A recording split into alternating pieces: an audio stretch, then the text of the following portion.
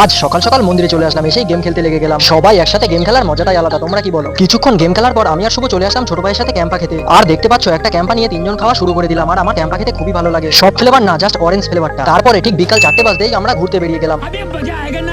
ঘুরতে কিন্তু আমার খুবই ভালো লাগে। আজ এসেছি একটা নতুন লোকেশনে, যেখানে শুধু কাশফুল বাগান। বন্ধুরা দেখো ওই দূরে দাঁড়িয়ে আছে, আর আমি এসেছিলাম একটু গেটের বাইরে। অনেক তো কথা হলো, এখন ক্যামেরা সেটিংটা করে নেওয়া যাক। ঠিক 4টে থেকে 5টার মধ্যে ছবিগুলো ভালো আসে, এরপরে আর ভালো ছবি উঠতে চায় না। আর লোকেশনটা যেহেতু খুবই সুন্দর, তাই আমরা একটু সময় নষ্ট করতে চাই না। এখন বন্ধুর ছবি আমি তুলে দিচ্ছি, তারপরে আমার ছবি তুলে দেবে শুভ। বন্ধুর পিছনে দেখো শুধু কাশফুলের বাগান।